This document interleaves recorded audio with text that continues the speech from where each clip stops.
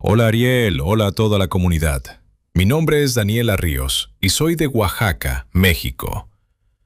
Lo que voy a contar no me pasó a mí directamente, sino a mi tío Ernesto, el hermano mayor de mi madre, un hombre que en toda su vida nunca fue de creer en cosas que no pudiera ver con sus propios ojos. Por eso mismo esta historia me parece especial, porque cuando alguien así habla, uno no puede simplemente ignorarlo. Mi tío creció en un pueblo pequeño en la sierra, de esos donde el frío baja fuerte en diciembre y las casas todavía tienen techos de teja y paredes de adobe. Él siempre decía que en ese pueblo la gente tenía demasiado tiempo libre y por eso inventaba tanto. Así pensó durante años, hasta la noche en que tenía 16 y tuvo que ir solo a buscar a su padre al rancho de un compadre que quedaba a poco más de media hora caminando por la vereda. Era una noche de luna llena, lo que en principio parecía una ventaja. Había suficiente luz para caminar sin linterna y él conocía ese camino desde niño. Iba tranquilo, silbando algo, con las manos en los bolsillos del pantalón. A mitad del trayecto había una ceiba vieja que la gente del pueblo evitaba sin que nadie explicara bien por qué. Era simplemente de esas cosas que se saben sin que nadie las diga. Mi tío siempre la había ignorado. Esa noche también pensó ignorarla, pero cuando se acercó notó algo inusual. Había una forma en la base del tronco. Al principio pensó que era un animal, un perro quizás, acurrucado entre las raíces. Redujo el paso sin detenerse del todo, pero entonces la forma se movió de una manera que ningún perro podría moverse. Se incorporó despacio, con una lentitud que no era torpeza sino algo deliberado, como si supiera que él la estaba observando y quisiera darle tiempo de verla bien. Era una figura humana, o algo que tenía la apariencia de serlo. Baja, encorvada, con los brazos colgando más abajo de lo que deberían. Su piel, decía mi tío, parecía del mismo color que la corteza del árbol, oscura y rugosa, como si llevara mucho tiempo ahí pegada. Lo que más le perturbó no fue la figura en sí, fue que cuando él se detuvo, ella también se detuvo, y cuando él dio un paso hacia atrás, ella inclinó la cabeza hacia un lado, despacio, como si lo estuviera estudiando con una curiosidad que no era humana, pero tampoco era animal, era otra cosa, una curiosidad fría y paciente. Mi tío dice que el miedo que sintió no fue el miedo que uno siente ante un peligro que conoce. Fue algo más antiguo, más profundo, el tipo de miedo que el cuerpo reconoce antes de que la mente lo procese. Dio media vuelta y caminó rápido, sin correr, porque algo en él entendía que correr sería un error. No miró atrás hasta llegar al rancho. Cuando encontró a su padre y le contó lo que había visto, el viejo no se sorprendió. Le dijo solamente que por eso él nunca pasaba por ese camino de noche, que esa ceiba tenía inquilino desde antes de que ninguno de los dos naciera. Mi tío y su padre regresaron esa noche por otro camino, más largo, pero con más casas a los lados y más luz. Hoy tiene más de 60 años y sigue sin querer hablar de ese tema más de lo necesario. Dice que hay cosas que uno ve y que después ya no puede dejar de saber que existen. Eso es lo que más me quedó de su relato. No el miedo, sino esa certeza incómoda que no tiene remedio. Lo que nunca terminé de contarles es lo que pasó años después. Mi tío volvió al pueblo para el entierro de su madre. Tenía más de 40 años entonces, 2 hijos, una vida construida lejos de ahí. Esa noche, después del velorio, salió al patio de la casa familiar a tomar aire. Era tarde y el cielo estaba despejado. Desde ahí no se veía la ceiba, pero se sabía dónde estaba. Y entonces escuchó, viniendo desde esa dirección, entre todos los sonidos de la noche, algo que reconoció de inmediato, aunque no lo había escuchado en 25 años. Un crujido lento, deliberado, el mismo ritmo de pasos que no son pasos, de movimiento que no es movimiento normal. Entró a la casa sin decir nada y no salió hasta el amanecer. Hay cosas que esperan. Eso es lo que mi tío aprendió esa noche, que algunas cosas simplemente esperan, sin prisa, porque el tiempo para ellas funciona de otra manera. Gracias por escucharme. Ojalá alguno de ustedes entienda lo que quiero decir. Buenas noches, Ariel y comunidad. Me llamo Tomás, tengo 32 años y vivo en Buenos Aires, aunque esta historia ocurrió en Rosario, donde nací y donde viví hasta los 25. No soy una persona particularmente supersticiosa. Estudié ingeniería, trabajo con números, con estructuras, con cosas que se pueden demostrar. Pero lo que les voy a contar no tiene demostración posible, y eso es precisamente lo que todavía me quita el sueño. Yo vivía con 2 compañeros en un departamento del 3er piso de un edificio bastante viejo del centro. Era el tipo de lugar que tiene historia en sus paredes aunque nadie te la cuente. Pisos de madera que crujen, ventanas que nunca cierran del todo, cañerías que hablan de noche. Uno se acostumbra. El problema no empezó con algo grande, empezó con algo ridículamente pequeño: las llaves.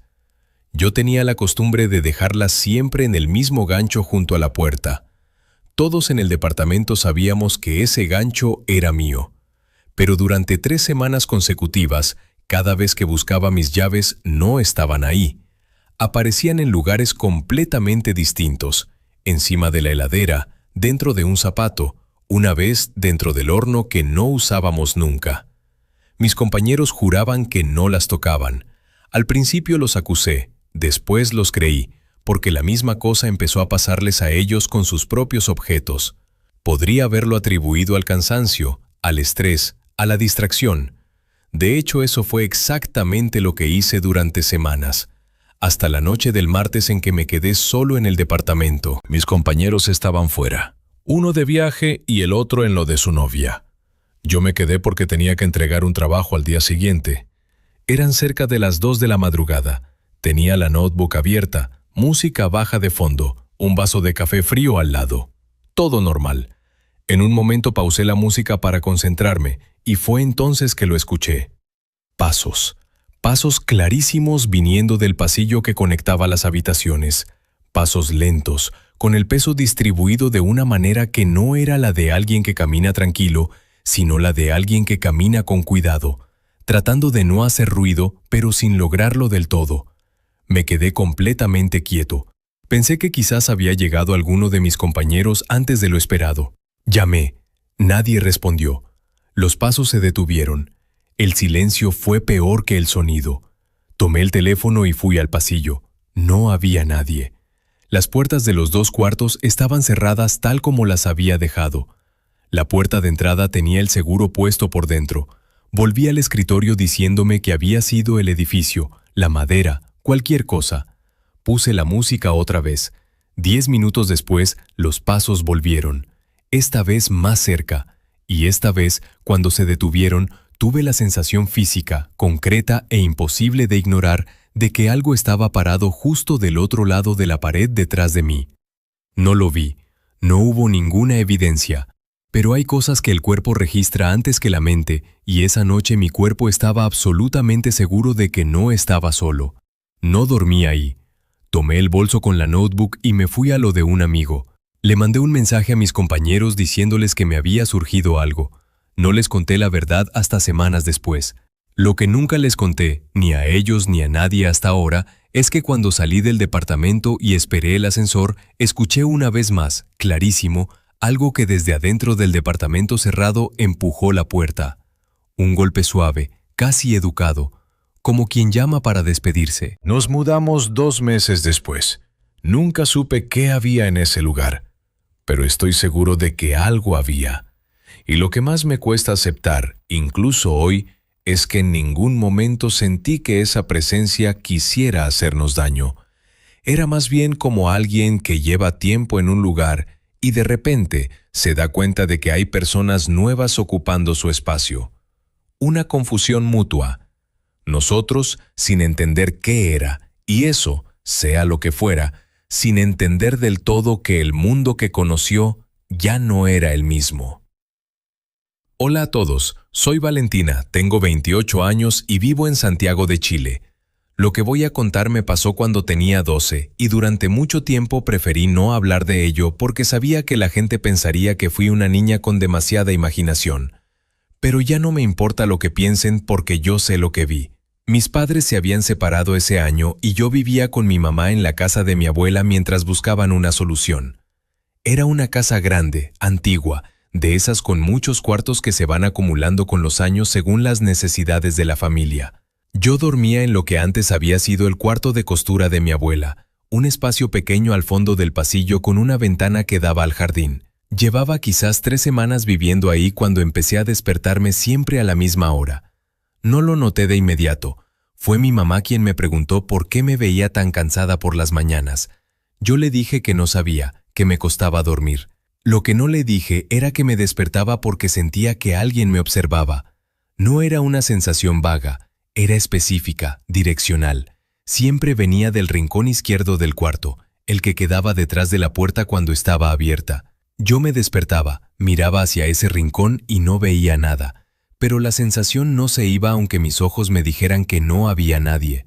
Una noche, sin embargo, sí vi algo. Fue muy breve, un parpadeo de existencia, así lo describiría yo ahora que soy adulta. Una silueta oscura en ese rincón, sin facciones definidas, sin forma completamente humana, pero tampoco completamente otra cosa. Duró menos de un segundo. Cuando volví a enfocar la mirada, no había nada. Me cubrí con la frazada hasta la nariz y no me moví hasta que empezó a clarear afuera. Al día siguiente le pregunté a mi abuela con toda la inocencia que pude si alguien había dormido alguna vez en ese cuarto antes que yo. Ella me miró un momento antes de responder. Me dijo que sí, que muchos años atrás había vivido con ellos una tía anciana que había muerto en esa cama. Me lo dijo sin drama, como si fuera un dato más de la historia de la casa. Pero a mí se me heló la sangre. No volví a ver la silueta, pero tampoco volví a sentirme sola en ese cuarto en todos los meses que viví ahí. Era una compañía silenciosa, incómoda, que nunca hizo nada, pero que tampoco se fue. Lo que sí cambió con el tiempo fue mi manera de relacionarme con esa presencia. Al principio el miedo era paralizante, pero después de semanas de despertarme siempre a la misma hora y no pasar nada, algo en mí empezó a adaptarse. No a aceptarlo exactamente, sino a convivir con ello. Me acostumbré a decir buenas noches en voz baja antes de apagar la luz. No sé si era para calmarme a mí o para calmar a lo que fuera que estaba ahí, pero funcionaba. Las noches después de ese pequeño ritual eran más tranquilas. Mi abuela murió 2 años después y la casa se vendió. A veces pienso en quién duerme ahora en ese cuarto y si se despierta a la misma hora que yo me despertaba. Y pienso también en esa tía anciana que murió ahí, en lo que habrá sentido en sus últimas horas, en si eligió quedarse o simplemente no supo cómo irse. Hay algo profundamente humano en eso, aunque ya no sea del todo humano. Cuando finalmente me mudé, lo que sentí no fue exactamente alivio, fue algo más parecido a culpa, como si al irme yo le estuviera dando la espalda a alguien que llevaba mucho tiempo esperando que le hicieran compañía. Gracias por escucharme. Es la primera vez que lo cuento completo. Hola, buenas noches. Me llamo Rodrigo y soy de Monterrey. Tengo 40 años y trabajo en construcción. No soy de los que creen en todo, pero tampoco soy de los que descartan sin más. Simplemente soy alguien a quien le pasó algo que no tiene explicación y que decidió contarlo. Hace unos 5 años estábamos trabajando en la remodelación de una casa antigua en una colonia vieja de la ciudad. Una casa de los años 40, bien conservada pero con esa densidad que tienen los lugares que han visto muchas vidas pasar. El dueño nos había contratado para ampliar la planta alta y reforzar algunas vigas. Éramos un equipo de 4, yo, 2 albañiles y un electricista que trabajaba por su cuenta, pero coincidía con los otros casi todos los días. La primera semana fue normal. La segunda semana empezaron los comentarios. Primero fue el electricista, que dijo haber escuchado pasos en el cuarto de la planta alta cuando él estaba solo trabajando ahí y todos los demás estábamos abajo. Después fue uno de los albañiles, que apareció en la planta baja más pálido de lo habitual, diciendo que algo le había pasado la mano por el hombro en el pasillo y que al darse vuelta no había absolutamente nadie. Yo escuché sus versiones con respeto, pero sin comprometerme. Les dije que probablemente era el estrés, el polvo, el calor de Monterrey en verano que a veces juega trucos, hasta que me pasó a mí. Era jueves, casi mediodía. Los demás habían salido a comer y yo me había quedado revisando unas medidas. Estaba en el pasillo de la planta alta, de rodillas con el metro en la mano, cuando escuché algo que venía de la habitación del fondo. Era una voz. No podría decirles qué decía porque no se entendían palabras. Era más bien el ritmo de una voz, como quien habla en voz baja en una habitación creyendo que nadie escucha. Me levanté despacio. Caminé hacia esa habitación. La puerta estaba entreabierta. La empujé y estaba vacía, absolutamente vacía, con la luz entrando por la única ventana que daba a la calle. Me quedé parado en el umbral durante unos segundos que se sintieron más largos de lo que fueron. Y entonces la voz volvió. Esta vez no venía del cuarto. Venía de detrás de mí, del pasillo donde yo había estado un momento antes. Me di vuelta. El pasillo estaba vacío. No le conté a nadie lo que escuché ese día. Terminé el trabajo, cobré y no volví a esa casa. Supe después, por comentarios del mismo dueño, que la casa había pertenecido durante décadas a una familia que tuvo tragedias. No me dio detalles y yo no pregunté. Hay preguntas cuya respuesta uno prefiere no tener. Pero hay algo más que nunca conté y que decidí agregar ahora que estoy aquí. Unas semanas después de terminar ese trabajo, empecé a tener sueños con esa casa. No sueños de miedo exactamente, sino sueños de desorientación. Soñaba que estaba adentro y que los cuartos no correspondían con la planta real, que el pasillo seguía y seguía sin llegar a ningún lado, que las ventanas daban a lugares que no eran la calle que yo había visto desde ahí.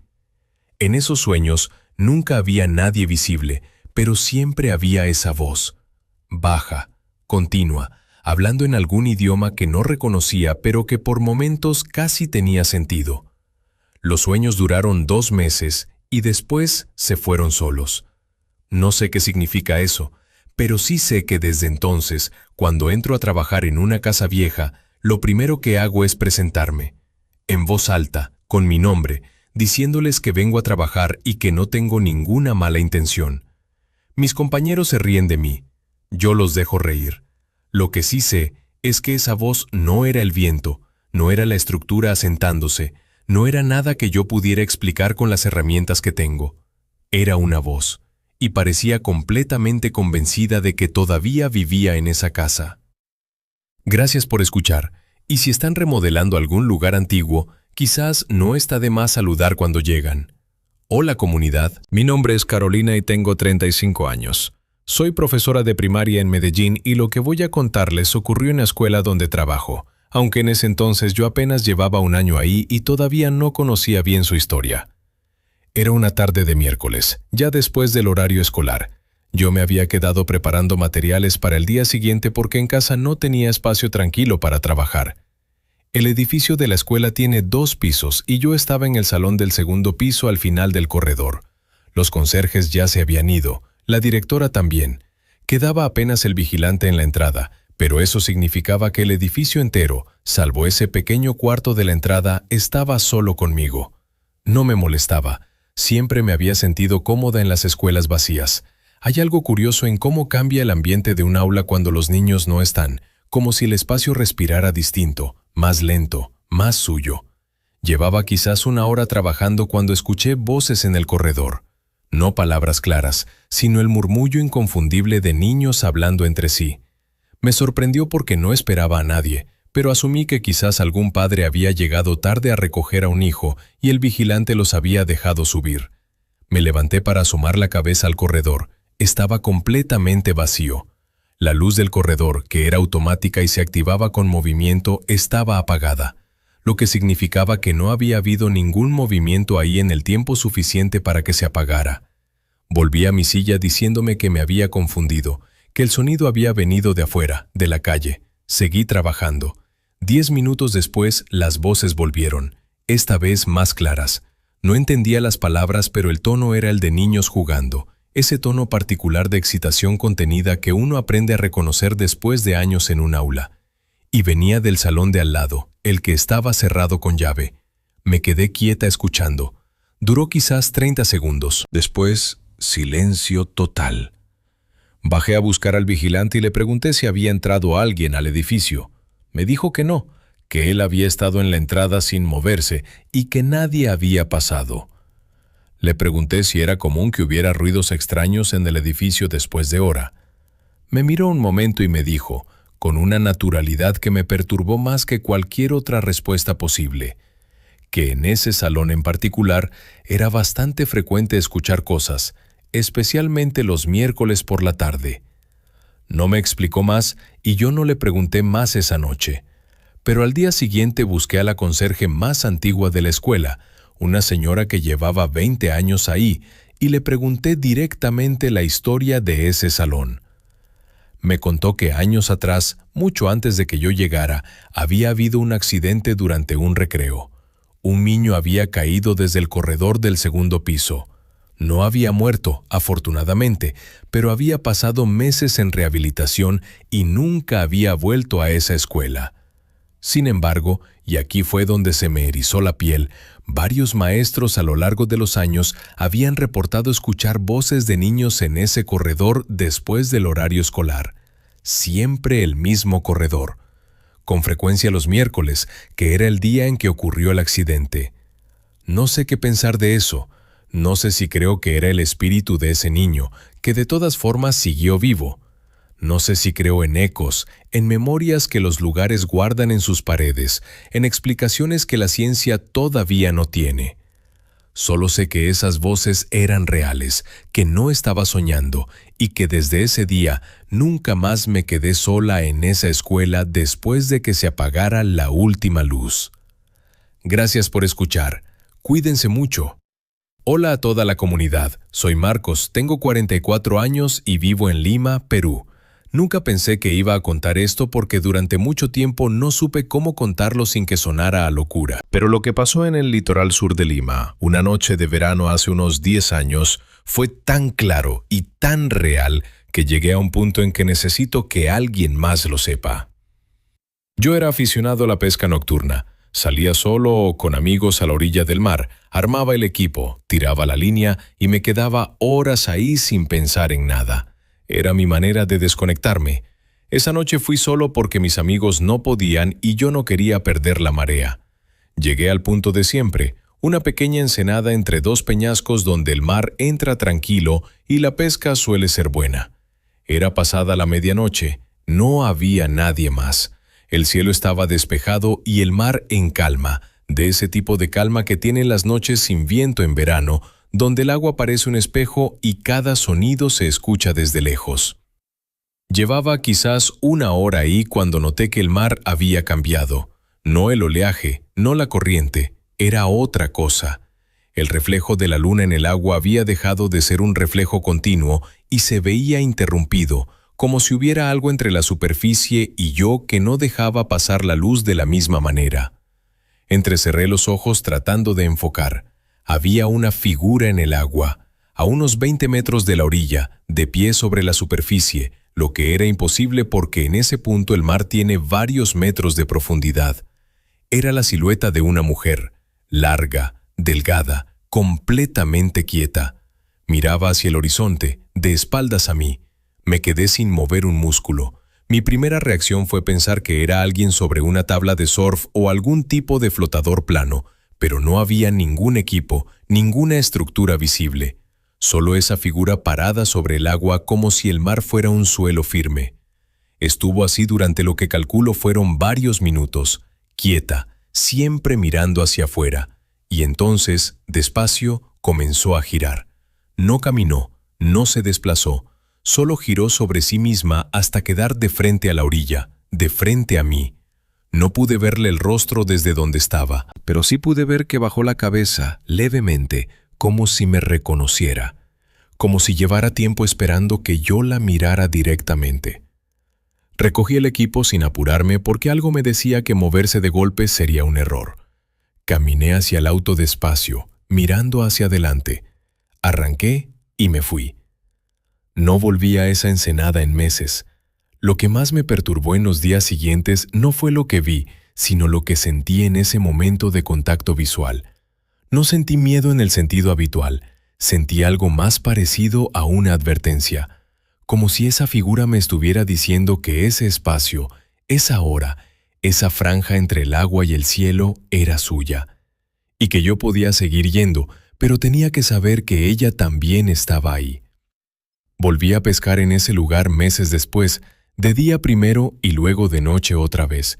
Nunca volví a verla, pero nunca volví a sentirme solo en esa orilla.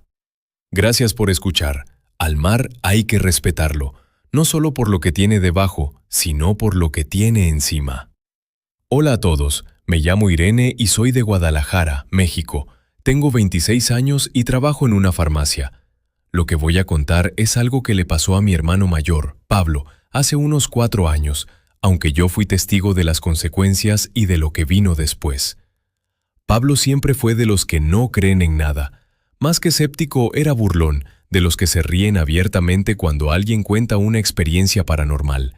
Por eso lo que le pasó lo dejó tan desconcertado, porque él mismo no sabía cómo procesar algo que contradecía completamente su manera de ver el mundo.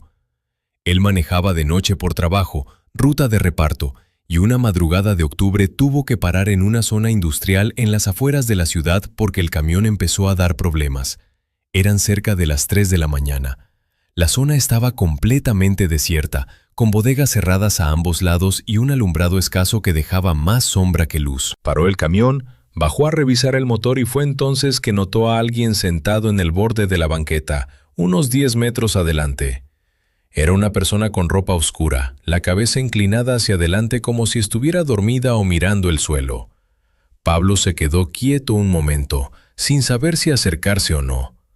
La figura levantó la cabeza, y Pablo vio, con toda la claridad que da el miedo cuando agudiza los sentidos, que donde debería haber un rostro había algo que no correspondía a ningún rostro que hubiera visto antes. No era que no tuviera facciones, era que las facciones estaban mal, en un lugar equivocado, distribuidas de una manera que los ojos reconocían como cara humana, pero que al mismo tiempo algo en el cerebro rechazaba violentamente como imposible. La figura se levantó, lo miró, si es que aquello era mirar, y dio un paso en su dirección. Pablo entró al camión, lo arrancó de cualquier manera y se fue sin revisar qué tenía el motor. Llegó al depósito temblando y con una historia que sus compañeros se rieron durante semanas. Él no se rió, y nunca volvió a burlarse cuando alguien contaba algo parecido. Lo que me parece importante agregar es lo que pasó en los días siguientes. Pablo no durmió bien durante casi 2 semanas, no por pesadillas, sino porque cada vez que cerraba los ojos veía esa distribución incorrecta de facciones, ese rostro que no era un rostro, y el cerebro se negaba a descansar mientras intentaba encontrarle algún sentido, como si hubiera visto algo que el sistema de reconocimiento humano no estaba diseñado para procesar y no supiera cómo archivar. Un médico le dijo que podría ser estrés agudo combinado con pareidolia extrema, que el cerebro crea caras donde no las hay, especialmente de noche y bajo presión. Mi hermano lo escuchó con respeto, y después me dijo en privado que la diferencia entre una cara que el cerebro inventa y lo que él vio esa noche era exactamente la misma diferencia que hay entre un sueño y algo real, que nos sabía en los huesos. Hoy, 4 años después, sigue manejando de noche, pero nunca para en zonas desiertas, y si el camión falla, llama a alguien antes de bajar. Gracias por escuchar. Hola comunidad, me llamo Sofía y escribo desde Montevideo, Uruguay. Tengo 31 años y trabajo en diseño gráfico. Mi historia es diferente a las que suelen contar aquí porque no ocurrió en un lugar especialmente antiguo ni tenebroso. Ocurrió en mi propio apartamento, uno completamente nuevo, en un edificio construido hace apenas 6 años, en un barrio tranquilo y bien iluminado. Y eso es precisamente lo que me costó tanto aceptar. Empezó un mes después de que me mudé. Mi apartamento es pequeño, en el 5º piso, con una sola habitación, cocina integrada al living y un baño. No hay lugares donde ocultarse. No hay rincones que no puedas ver desde el centro del espacio. Era exactamente el tipo de lugar donde yo pensaba que no podía pasar nada raro. Lo primero fue el espejo del baño. Empecé a notar que cuando me miraba en él por las mañanas, especialmente en ese estado de semi-inconsciencia de los primeros minutos del día, la imagen tardaba una fracción de segundo más de lo normal en sincronizarse con mis movimientos. No era algo que pudiera filmar o demostrar, era una sensación, un desfase imperceptible que sin embargo el cerebro registraba con total claridad. Lo ignoré durante semanas. Después empecé a evitar el espejo por las mañanas. Me lavaba los dientes mirando hacia otro lado. Era ridículo y lo sabía. La segunda cosa fue más concreta. Empecé a encontrar objetos movidos, no de un lugar a otro de la casa, sino apenas desplazados. Un vaso que yo recordaba haber puesto en el borde derecho de la mesada y que ahora estaba en el izquierdo. El cargador del celular enrollado de una manera diferente a como yo lo dejo siempre. Cosas tan pequeñas que cualquier otra persona me hubiera dicho que estaba inventando. Pero yo vivo sola. Nadie más entra a mi apartamento salvo yo. La tercera cosa fue la más difícil de ignorar. Era un sábado tarde. Estaba trabajando en el living con música. En un momento pausé la música para hacer una llamada y mientras esperaba que me atendieran escuché, viniendo del baño, el sonido del agua corriendo. Fui a revisar. Los grifos estaban cerrados. El inodoro estaba bien. Todo estaba seco. No había ninguna fuente de agua activa en ese baño. Volví al living, terminé la llamada y durante los siguientes 20 minutos, mientras intentaba retomar el trabajo, fui incapaz de concentrarme porque no podía dejar de pensar en que el sonido había sido perfectamente claro y no había tenido ninguna fuente. No llamé a nadie esa noche. Me sentía ridícula. En cambio me puse a buscar explicaciones, cañerías del edificio, presión del agua, resonancias acústicas entre apartamentos. Todas eran posibles, ninguna me convencía del todo. Lo que finalmente me hizo hablar de esto, lo que me trajo hasta aquí, fue algo que me dijo una amiga cuando le conté lo del espejo, meses después. Me dijo que ella había vivido algo parecido en su apartamento anterior y que una curandera que visitó le había explicado que los espacios nuevos no necesariamente son espacios limpios, que lo que importa no es la edad del edificio, sino la historia del terreno, y que los espejos, en particular, son superficies que guardan lo que han reflejado. No sé si creo en eso, pero sí sé que desde que me dijo eso, cubrí el espejo del baño por las noches, y desde entonces duermo mejor. Es una historia pequeña, lo sé, sin apariciones dramáticas, sin figuras imposibles, sin momentos de terror absoluto, pero a veces lo más inquietante no es lo extraordinario, sino lo ordinario que se tuerce apenas, lo suficiente para que algo en ti lo note y no pueda dejar de notar. Gracias por escucharme. Hola a todos, mi nombre es Felipe y tengo 52 años. Soy de Bogotá, aunque esta historia ocurrió en Cartagena durante un viaje de trabajo que hice hace unos 15 años. La cuento ahora porque recién este año, conversando con mi hijo, que escucha este programa, me animé a ponerle palabras a algo que durante mucho tiempo mantuve solo para mí. Estaba hospedado en un hotel del centro histórico, uno de esos edificios coloniales que en su tiempo fueron casas de familias adineradas y que hoy son hoteles con muros de medio metro de grosor y escaleras de piedra que suenan diferente dependiendo del piso donde estás.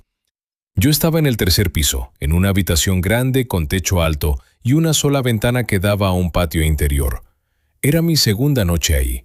Me había acostado temprano porque tenía reuniones al día siguiente. Dormí bien hasta cerca de las 4 de la madrugada, que fue cuando me despertó el calor.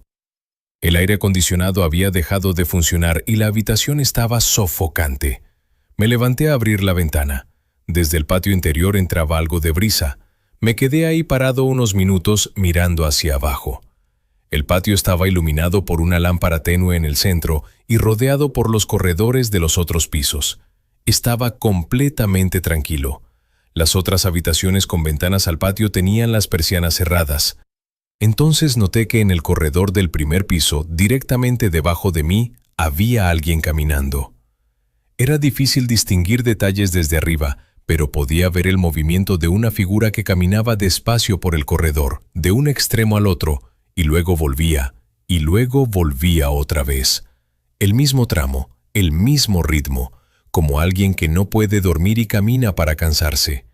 No habría habido nada extraño en eso si no fuera porque el corredor del primer piso no tenía acceso directo desde las habitaciones. Yo lo había notado al llegar porque me pareció curioso. Las habitaciones de ese piso daban al exterior, no al patio. El corredor interior del primer nivel era un espacio de servicio, cerrado al público. La figura siguió caminando. No levantó la cabeza. No pareció notar que yo la miraba desde arriba, y yo la seguí mirando, de pie junto a la ventana abierta, con el calor de Cartagena en la madrugada, sin poder apartar los ojos. Duró quizás 15 minutos. Después la figura se detuvo en el centro del corredor, exactamente bajo la lámpara, y simplemente dejó de estar. No se fue hacia ningún lado, no entró por ninguna puerta. Estaba y luego no estaba, con la misma naturalidad con que una vela se apaga. Al día siguiente no le pregunté nada a la recepción, pero sí busqué la manera de bajar al corredor del primer piso con el pretexto de que había perdido algo. Una empleada me acompañó y pude confirmar lo que ya sabía. No había acceso desde las habitaciones, las puertas estaban con llave y el corredor olía a cerrado, a espacio que nadie usa frecuentemente. Pagué el hotel, terminé mis reuniones y me fui un día antes de lo planeado. En el avión de regreso escribí en mi agenda lo que había visto, con fecha y todos los detalles que recordaba, porque quería tener registro de que no lo había soñado. Esa agenda la tengo todavía, y las palabras que escribí esa mañana son exactamente las mismas que les acabo de decir, sin adornos, sin dramatismo, solo lo que vi. Gracias por escuchar, y si viajan a Cartagena y se hospedan en el centro histórico, duerman con el aire acondicionado funcionando. Y con eso llegamos al final de esta noche, querida comunidad. 10 voces, 10 momentos en que alguien se asomó al borde de lo que conocemos y encontró algo que no tenía nombre. Historias de ceibas con inquilinos antiguos y corredores que guardan figuras que caminan sin descanso, de espejos que tardan un poco más de lo debido y mares que tienen sus propias presencias, de voces en escuelas vacías y rostros que el cerebro se niega a archivar. Lo que nos dicen estas historias no es que el mundo sea más peligroso de lo que pensamos. Nos dicen que es más amplio, que hay capas de existencia que conviven con la nuestra sin que normalmente las veamos, y que a veces, por razones que no siempre entendemos, el velo entre esas capas se vuelve más delgado, y alguien, en el lugar equivocado o en el momento justo, alcanza a ver lo que hay del otro lado. Gracias por acompañarnos esta noche. Si tienes una historia que quieres compartir, la descripción de este episodio tiene todo lo que necesitas para hacérnosla llegar. No te olvides de suscribirte si todavía no lo has hecho. Y recuerda, cuando apagues el audio y quede el silencio, presta atención. A veces el silencio también tiene cosas que decir. Buenas noches.